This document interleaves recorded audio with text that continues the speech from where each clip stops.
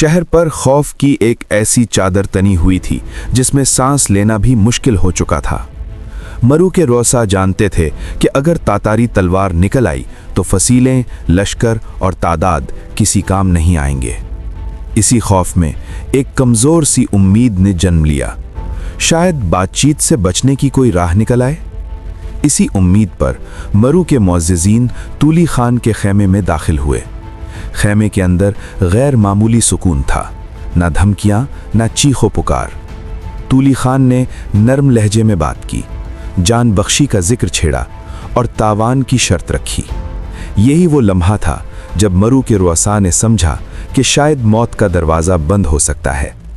फिर तूली ने कहा, शहर के वो खुशहाल लोग नामजद करो जो तावान का बड़ा हिस्सा अदा कर सकें। ये बात एक तजवीज़ लगती थी, मगर दरअसल ये फैसला था। मरु के अमीर ताजरों और सरमायादारों के नाम खुद अपने हाथ से फहरिस्त में लिखे गए। जब वो फहरिस्त तूली खान के हाथ में पहुंची तो खेमे की फिजा यकदम बदल गई। नरमी चेहरे से गायब हो गई, आंखों में वहशत उतर आई। कोई बहस न हुई, कोई इल्ज़ाम न लगा, बस एक खामोश इशारा, और अगले ही लम्हे मरु के रुअसा खून में डूबे ज़मीन पर गिर चुके थे। इसी लम्हे ये तय हो गया था कि ये मुज़ाकरात नहीं थे, ये कत्ले-आम की तमहीद थी और मरु अब बचने नहीं जा रहा था। इधर दरियाए मुर्गाब के किनारे वाक़े वसी, गुंजान और खुशहाल शहर मर्व अपनी खुशनुमाई के सबब वीराने का याकूत कहलाता था। यहाँ बड़े बड़े मदरसे थे, हज़ारों नादिर कुतुब पर मुश्तमिल लाइब्रेरियाँ थीं और सामान्य तिजारत से भरे बाजार आबाद थे। ये सल्जूकी बादशाहों का दारुस्सल्तनत रह चुका था और ख़वारिज़्म शाही हुक्मरान यहीं के दिलफरेब गुलशनों में अपने औक़ात फ़राग़त गुजारा करते थे। चूँकि तातारी अपनी पहली यलगार में मर्व को छोड़कर आगे बढ़ गए थे, इसलिए इस मुहिम की तकमील के लिए तोली खान ने मर्व की तरफ कूच किया। मर्व से कुछ फासले पर मरवालुर्रद के किनारे तुर्कमान सिपाहियों का एक लश्कर पड़ाव डाले हुए था। ये तुर्कमान मर्व के मौजूदा हाकिम मुजीरुल मुल्क को बेदखल करने के लिए छापामार कार्रवाई का मंसूबा बना रहे थे। ये उम्मते मुस्लिमा की बेहिसी की इंतहा थी कि तातारी यलगार के दौरान भी ख़वारिज़्म के बचे खुचे इलाकों में उमरा अंजाम से बेपरवाह होकर आपस की खाना जंगी में मुब्तला थे। तोली खान के लश्कर ने तुर्कमानों के रास्ते की नाकाबंदी कर ली। रात को जब तुर्कमानों के दस्ते यके बाद दीगरे इस रास्ते से गुजरने लगे तो तातारी बारी बारी हर दस्ते को मौत के घाट उतारते चले गए। इस कार्रवाई से फारिग होकर तातारी मर्व के नवाह में शहरिस्ताना से आगे पड़ाव डालकर शहर के महले वकू और हिफाजती तैयारियों का जायज़ा लेने लगे। मर्व में मकामी आबादी के अलावा शुमाल और मशरिक से आए 2 लाख से ज़ायद मुहाजिरीन मौजूद थे। ये सब आखिर दम तक लड़ने का अज़्म किए हुए थे, अगरचे इनमें औरतें, बूढ़े और बच्चे ज़्यादा थे और नौजवान भी तजुर्बाकार न थे। इसके बावजूद वो शहादत के मतवाले थे, अपनी फतह के बारे में पुरउम्मीद थे और गुज़श्ता नुक़सानात की तलाफ़ी का अज़्म दिलों में जिए हुए थे। तातारियों की आमद की खबर फैलते ही मर्व के दरो दीवार जैसे लरज़ उठे।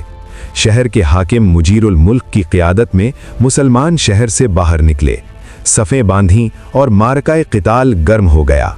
दिन भर घमासान की जंग होती रही, तलवारें टकराईं, नेज़े टूटे और मैदान खून से तर हो गया। इस मारके में चंगेज़ खान का खुसूसी मुहाफ़िज़ दस्ता भी शरीक था। वो दस्ता जो पूरी तातारी कौम के चुने हुए सूरमाओं पर मुश्तमिल था और जिसे बतौर एज़ाज़ तोली खान के साथ भेजा गया था। लेकिन मुसलमानों ने इनमें से 1000 तातारी जंगजू मैदान में गिरा दिए। ये खबर तोली खान के लिए आग पर तेल साबित हुई। वो गुस्से से बेकाबू हो गया। उसने अपनी फ़ौज को असरे नौ तरतीब दिया और तूफ़ानी अंदाज में जारहाना हमले शुरू कर दिए। आखिरकार तातारियों का पल्ला भारी हो गया और मुसलमान पसपा होकर शहर में महसूर होने पर मजबूर हो गए। अब तोली खान ने तलवार के बजाय मक्कारी का रास्ता चुना। कुछ सोच विचार के बाद उसने एक घिनौना मंसूबा तैयार किया। फसील के बाहर बरसरे पैकार तातारियों को अचानक जंग बंदी का हुक्म दिया गया और हाकिम मर्व के नाम एक मुसालिहती पैगाम रवाना कर दिया गया। تولی کی یہ غیر متوقع نرمی مجیر الملک کے لیے حیرت کا باعث بنی، لیکن حالات نازک تھے۔ ارد گرد کے علاقوں سے سلطان جلال الدین کی نقل و حرکت اور کارروائیوں کی خبریں آ رہی تھیں، اور یہ بات بھی مشہور تھی کہ سلطان چند ہفتوں میں ایک منظم لشکر کے ساتھ مرو کا رخ کریں گے۔ ان حالات میں مجیر الملک سمجھتا تھا کہ اگر تاتاریوں کو چند ہفتے بات چیت میں الجھائے رکھا جائے تو یہی فتح کی کنجی ہو سکتی ہے۔ چنانچہ مرو کے معروف عالم شیخ جمال الدین کو سفیر بنا کر تولی خان کے پاس بھیجا گیا۔ تولی نے شیخ کا خیر مقدم کیا، امید افزا گفتگو کی اور بڑے احترام کے ساتھ یہ پیغام دے کر واپس کیا کہ اگر حاکم شہر خود آ کر ملاقات کرے تو بہت سی غلط فہمیاں دور ہو سکتی ہیں۔ یہ پیغام مرو کے ارباب عقل و فکر کے لیے خطرے کی گھنٹی تھا۔ انہوں نے اسے ایک واضح سازش قرار دیا اور حاکم کو اس سے باز رکھنے کی کوشش کی، مگر مجیر الملک تمام خدشات کے باوجود مصالحت کی راہ چھوڑنے پر آمادہ نہ ہوا۔ وہ نقد رقم، گھوڑے، مچر اور قیمتی تحائف لے کر تولی خان کے خیمے میں جا پہنچا۔ تولی نے اس کا پرتپاک استقبال کیا، تحائف کے بدلے خلعت فاخرہ پہنائی اور ضیافت کا اہتمام کیا۔ کھانے کے بعد بات چیت شروع ہوئی۔ تولی نے جان بخشی کا وعدہ کیا اور کہا کہ اس کے بدلے شہر والوں کو تاوان ادا کرنا ہوگا۔ کچھ دیر تاوان پر گفتگو چلتی رہی، پھر تولی نے شہر کے چند اور اہل الرائے افراد کو طلب کرنے کی بات کی تاکہ مشورہ ہو سکے۔ مجیر الملک نے شہر سے چند معززین بلا لیے، ان کی بھی خوب آؤ بھگت کی گئی، اور پھر تولی نے حکم دیا کہ شہر کے 600 خوشحال افراد نامزد کیے جائیں جو تاوان کا بڑا حصہ ادا کر سکیں۔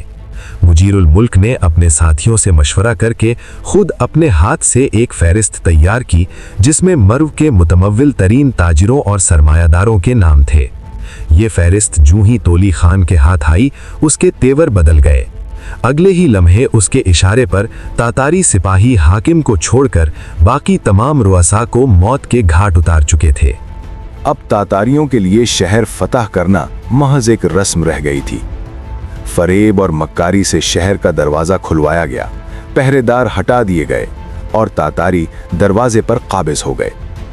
چند ہی گھنٹوں میں مرو کی ہر گلی اور ہر چوک تاتاری مسلح دستوں کے قبضے میں تھا۔ جہاں کہیں مزاحمت ہوئی وہیں تلوار چلائی گئی۔ مورچہ بند رضاکار پتھروں اور تیروں کی بوچھار کر رہے تھے۔ تاتاریوں کی لاشیں بھی گر رہی تھیں، مگر بھاری نقصان کے باوجود وہ مزاحمت کے شعلے بجھانے میں کامیاب ہو گئے۔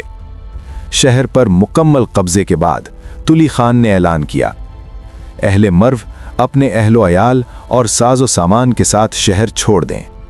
دہشت زدہ عورتیں، بچے، بوڑھے اور جوان صرف جان بچنے کی آس میں ضروری سامان کی گٹھڑیاں اٹھائے شہر سے نکلنے لگے۔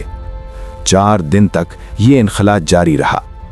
باہر نکلنے والوں کو ایک وسیع میدان میں روک لیا گیا۔ اعلان ہوا، یہ سب ہم سے جنگ کرنے کے مجرم ہیں، انہیں سزا دی جائے گی۔ اب تولی خان اپنے شیطانی منصوبے کے آخری منظر سے لطف اندوز ہونے کے لیے زرین تخت پر بیٹھ گیا۔ اس کے سامنے لاکھوں بے بس انسان سر جھکائے کھڑے تھے۔ عورتوں کی سسکیاں، بچوں کی چیخیں آسمان کا سینہ چیر رہی تھیں۔ تولی کے اشارے پر مرد، عورتیں اور بچے الگ الگ کیے گئے، پھر ایک ایک کر کے سب کو تختے ستم بنایا گیا۔ مردوں اور بچوں کو گلا گھونٹ کر یا تلواروں سے ٹکڑے ٹکڑے کر دیا گیا۔ عورتوں کی عزتیں پامال کر کے انہیں بھی ذلت آمیز موت کے حوالے کر دیا گیا۔ گرفتار امراء اور رؤساء کو طرح طرح کے عذاب دے کر ان کی جمع پونجی نکلوائی گئی اور پھر انہیں بھی ختم کر دیا گیا۔ دولت کی تلاش میں مکانات مسمار کیے گئے، بنیادیں اکھاڑ دی گئیں، قبریں تک کھود ڈالی گئیں۔ سلطان سنجر سلجوق کا مزار نظر آتش کر دیا گیا اور قبر تک اکھاڑ ڈالی گئی۔ مرو کے مقتولین کی تعداد 7 لاکھ بتائی جاتی ہے۔ تقدیر کا عجیب کھیل یہ ہے کہ اس تباہی سے پہلے یاقوت حموی جیسے عظیم جغرافیہ نویس کو ان شہروں کی سیاحت نصیب ہوئی اور پھر انہی کی آنکھوں کے سامنے ان کی بربادی بھی ہوئی۔ ایک فرض شناس عالم کی طرح وہ سب کچھ قلم بند کرتے رہے، حتیٰ کہ تاتاری خود مرو پر ٹوٹ پڑے۔ یہ بھی قسمت تھی کہ وہ بچ نکلے اور موصل پہنچ کر موجم البلدان جیسی شہرائے آفاق تصنیف میں خوارزم اور خراسان کا مرثیہ ہمیشہ کے لیے رقم کر گئے۔ انہوں نے مرو کے علمی مراکز، کتب خانوں، علماء اور عوام کی دل کھول کر تعریف کی۔ یہ بھی ایک عجیب حقیقت ہے کہ اس بھیانک قتل عام کے باوجود مرو کچھ عرصے بعد کئی بار دوبارہ آباد ہوا۔ وجہ صاف تھی، مرو خراسان، ایران اور ماوراء النہر کے سنگم پر واقع تھا۔ دوسرے علاقوں سے بھاگنے والے ان گنت افراد کے لیے یہی پہلا بڑا شہر بنتا تھا۔ تجارتی شاہراہوں کے چوراہے پر ہونے کی وجہ سے یہاں قافلے گزرتے رہتے تھے، اور عطا ملک جوینی کے بقول یہاں انسانی ضروریات اور نعمتوں کی فراوانی ہمیشہ موجود رہتی تھی۔ مگر یہی خوبیاں آخرکار مرو کی بدقسمتی بھی بن گئیں۔ یہ صرف ایک شہر کی تباہی نہیں تھی، یہ علم، تہذیب، انسانیت اور تاریخ کے سینے میں اترا ہوا وہ خنجر تھا جس کی چیخیں آج بھی وقت کے کانوں میں گونجتی ہیں۔ مرو جل گیا، مگر سوال باقی رہ گیا، کیا تاتاری طوفان یہاں تھم گیا یا یہ صرف ابتدا تھی؟ کیونکہ تاریخ گواہ ہے کہ مرو کے بعد ایک اور شہر اپنی بربادی کا منتظر تھا، وہ شہر جس کی فصیلیں مضبوط تھیں مگر تقدیر اس سے بھی زیادہ کمزور نکلی۔